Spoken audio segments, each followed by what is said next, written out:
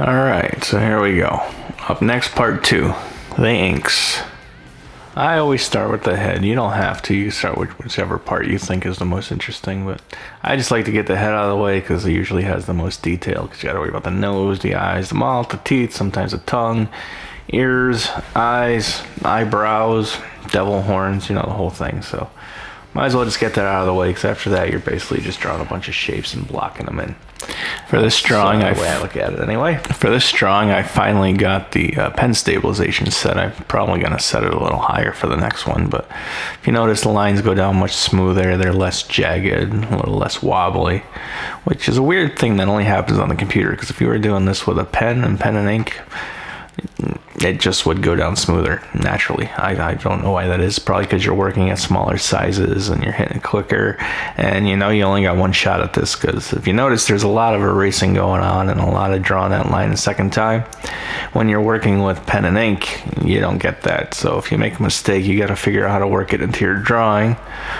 Eventually, if I get a proper camera and whatnot, I'll do some drawings looking down at a piece of paper so you can see what I mean. If you want to see examples of people doing a great job with pen and paper, you could look up David Finch. He has great tutorials, and he's a far better artist than I'll ever be. He does all the fun line work and the hatching and the stuff that I just never wanted to put into my art, but it looks amazing, and he does a great job, and he goes through all the anatomy and the musculature and everything. So if you're looking for that kind of tutorial, I highly recommend him. But right now we're going to go on with what I'm doing, and I'm just blocking in the blacks for the face. So right now I'm just putting in all the circles and squares and dashes that won't be filled in. That'll stay red. That'll show you the definition, like the curl of his brow, the bridge of his nose, the lines under your eyes, all the fun stuff that defines what a human face looks like.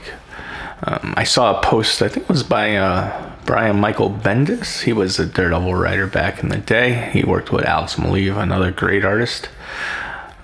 He put a post that was Daredevil fighting Gladiator. And Daredevil's Gladiator is a yellow suit. He has rotary saws on his hands, and he's just brute force. But the artist he was working with thought he was talking about the Gladiator from the X-Men, the guy with the big mohawk. That's pretty much Superman, unless he loses confidence. His strength is tied to his confidence. So the picture the artist gave back was the Gladiator from the X-Men punching at Daredevil, and they loved it. They almost actually switched the whole story around to somehow make Daredevil fight this unstoppable Superman figure, but the artist switched it up, and it's a great drawing and fun story. And that's something that I realized we're going to have a problem with. I'm running out of Daredevil lore, and I'm not even halfway through this video. But we will get through it. So I'm toying with the idea. The next set of videos, I'm going to do a female character. I haven't decided which one yet. And I'm going to do a cartoon mashup, because in my circles and where I am, I'm known as the guy who matches Stitch up with other characters. So we're going to do one of those.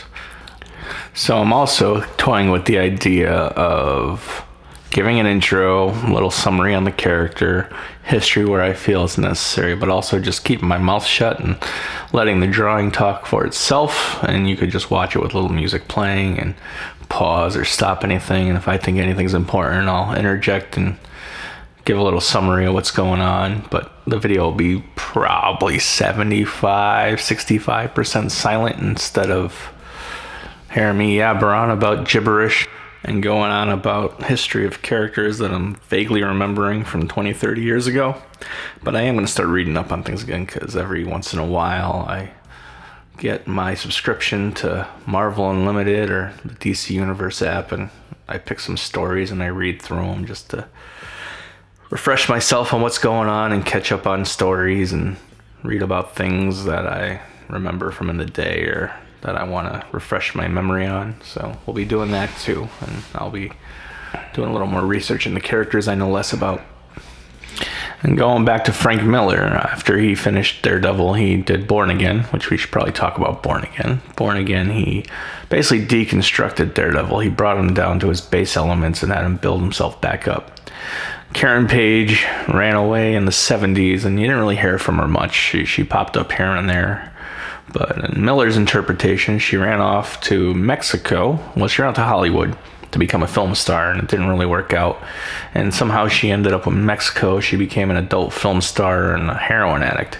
And she was on her rock bottom, and to get a last minute fix, she sold the identity of Matt Murdock as Daredevil to just a random drug dealer who relayed that information back to the Kingpin, which is actually kind of funny because back in his original run, Bullseye figured out that Matt Murdock was Daredevil, or maybe it was some random thug, and they brought the information to the Kingpin, and the Kingpin laughed like, how could this blind lawyer possibly be Daredevil? He's such a thorn in my side.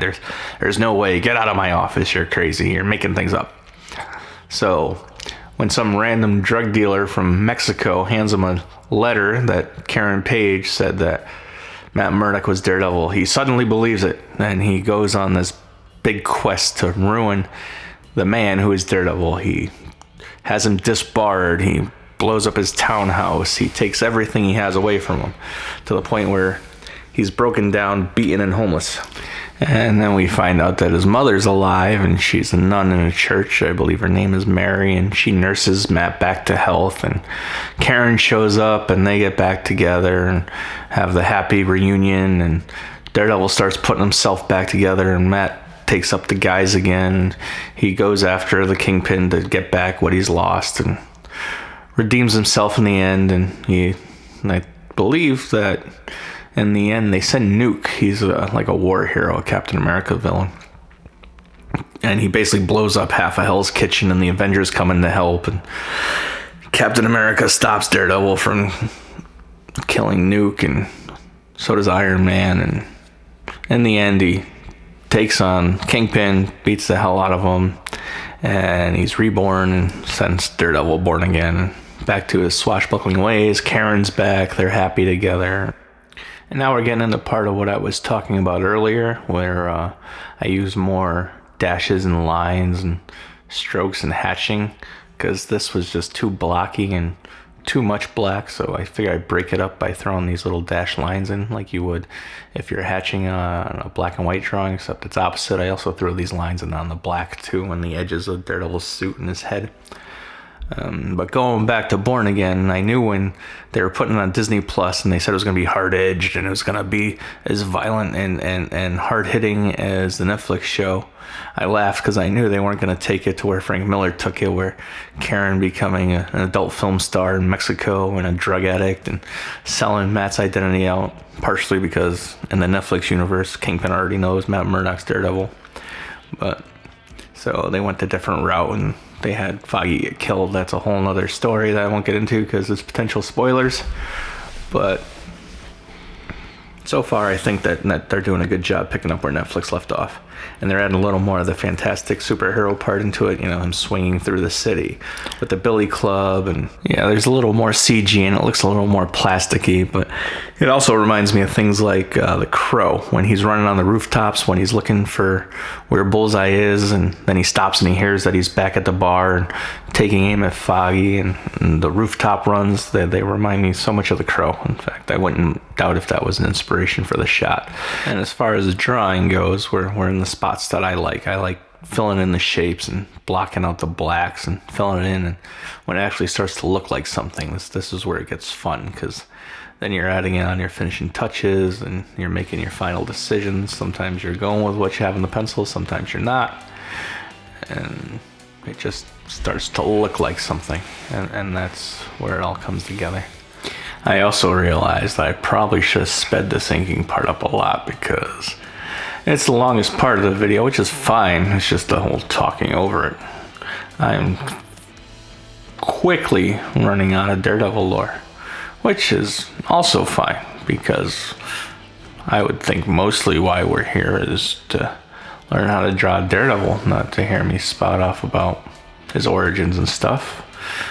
But I think that stuff's interesting, and that's why I threw it in here. But as you can see, as I'm spotting in the blacks and I'm adding more of these lines, some of them are black, some of them are white, and they just give everything a little more shape and a little more definition than if I left everything nice and solid and black. And so a few years ago, more than a few years ago, before the pandemic, I went to New York Comic Con, and one of the main reasons I went was because John Romita Jr. was doing a signing, and as I mentioned earlier, his Daredevil run is my favorite, and his art is another inspiration on me and how I draw things. He does things nice and simple and blocky too, and everything works off of big shapes. And so I go there, and I had a book from a friend, and I brought a Daredevil book to be signed. And I get to the table, and there's no line. It's just John Romita Jr., and I'm gonna guess his agent. And so I go up there and I tell him, hey, it's nice to meet you. You're a huge influence on my art and what I do, and it's good to finally meet you, and it's okay to shake your hand, which he does. It's pre-COVID. That was fine. And there's nobody there, so I get the book signed, and I say, is there any way I could get a sketch? And he looks at me and he's like, yeah, I don't see why not. And as soon as he goes to start, the lady who was with him, the agent, the handler, I don't know, was like, nope, we're not here for sketches. And he's like, are you sure there's nobody here? I'm like, yeah, are you sure there's nobody here? He's like, nope, that's not what we're here for. So I'm like, all right, I'm not going to push the issue. He's being polite. So he tells me he's doing a signing at the Marvel booth later, and if I could get into the Marvel booth and I could get in line, he'll do a quick sketch for me on the cover. So as soon as I'm done with him, me and the friend I went with, we run over to the Marvel booth. I'm like, where's the John Romita signing, and how do I get into this? And they was like, oh, there's no way, it's full, it's sold out, you can't get in. And so the sadness of this story is I never got my John Romita Jr. sketch. Maybe I'll see him at another con someday, and I'll remind him of this story, and he'll take pity on me and draw a little DD on the book with his signature or whatever, and make me happy anyway, but we'll see. But he's a very nice guy about it, and someday I will get my John Romita Jr. sketch. Another fun con story is they started doing New York Comic Con again back in the 2000s. I don't remember exactly what year, but a while ago. And where I worked at the time, me and another guy I work with, we would always take the whole weekend off to go to New York Comic Con. And then it eventually blasted into everybody who worked in my department taking the weekend off to go to New York Comic Con. So the place was a ghost town, and it really didn't make the manager happy. But one of the first ones we went to, when you walk in to get into the main floor, there was just rows of tables with artists sitting at it. And one of them was Walt Portacio, who we talked about earlier, who did the Punisher story with Daredevil. And so, I see him and I'm talking to him because, again, he was one of the Image guys of the early 90s and a big influence on everything that I did, him and Jim Lee and McFarlane and all them. And after I was done talking to him, he's like, do you want a sketch? I'm like, well, what are you charging for sketches? He's like, oh, no, they're free. Because back in the day, they just used to do that stuff as like a public relations stuff. And it was kind of nice. So he's like, well, who do you want me to draw? I said, you know what? You're off from the sketch. It's free. You draw whoever you want. And spoilers, he did not draw Daredevil. He drew the Hulk. And it was a great Hulk. It was a nice head sketch. And I have a friend who's obsessed with the Hulk. So I ended up giving it to him. I'm sure, hopefully he still has it. Because if he doesn't, I'll be sad because it was a nice drawing. And somehow that circles back to Daredevil and the whole Punisher story. And back to the drawing, you just see we're adding in a little more details in the belts and more of those little dash lines to add texture and movement. And now we're going to get in the Billy Club. And while I should use a ruler for things like this, I never do. I just block them in and add a few details, and it always seems to work. And then we're going to fill in the fists and spot more blacks, add more dash lines. This is where the fact that I took more time on the pencils comes in handy, so I could see more where everything is and ink it faster. So I spent a little more time on the pencils, and it saves you a lot more time on the inks. Although for this drawing, I spent a lot more time on the inks than I do on Spider-Man, because there's just more to it overall. There's more shapes, there's more black. So, and you can't forget the under parts of the fingers, because you want it to look like it's bending over and folding, so it's more of a box than just flat, straightforward fingers. So it gives everything more dimension. And you got the palm behind the thumb, and we got to put a nice shadow underneath for the glove, or building in the glove. And a little stitching for the glove, it's the little details that make things work. So you got the seam line, you got a little more black to fill in, you got a line for some musculature, and then we get a pop-up. Apparently Ali Lynn liked my photo, so for future videos I have to also remember to put the iPad into airplane mode so I don't get any pop-ups or warnings. I think I had one in the Spider-Man video too that I didn't delete when I was going through the process. But here we are, adding in some more of those little dash lines and cutting lines into the fingers so you can see the separation between the knuckles, and getting into the arms, musculature into the arms, you know, the forearm muscles, the bicep, one of the muscles I actually do know the name of. And one of the things I like about Daredevil is just the simplicity of the character design. It's just red with a couple D's on his chest. You see that coming at you at night in the streets with the devil horns, you're gonna be scared, you're gonna run. That's like some Batman level stuff going on there.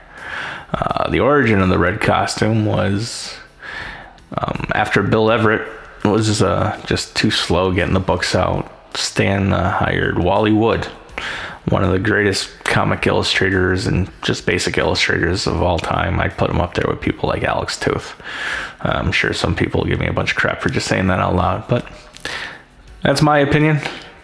So what he did was he took over the book, and they worked in the Marvel way where Stan would give a basic outline, and then the artist basically fills in all the spaces and the panels and draws the book, and then the book goes back to Stan, and Stan fills in all the words, balloons, and finishes off the stories, and the artists usually give recommendations. And part of the reason why Wally quit the book was because he didn't feel he was being properly compensated for the work he does or credited for the work he does, because back then the artist was as much a writer as the writer was. So he took over, I think, in issue 5, and the Matador was the villain. And he took it from the single D on the chest to 2, but it was still the yellow and black costume. And then issue 6 featured the owl.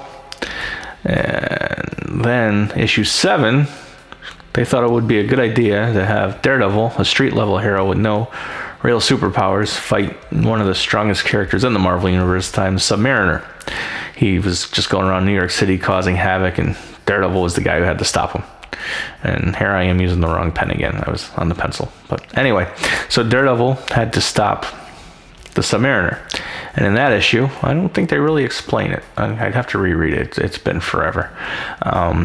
He shows up in his all red costume, and that was designed by Wally Wood. He thought it was more appropriate than a man named Daredevil running around in yellow tights with black accents, and he changed it to red.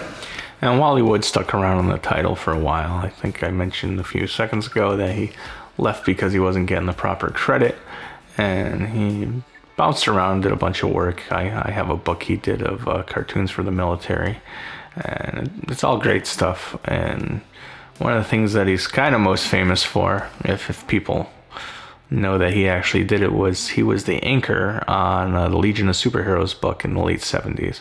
And the first issue was the debut. Well, it wasn't the first issue. I think it was issue 58, but it's technically the first issue. And that's the first appearance of Power Girl. And at the time, Wally Wood was the inker.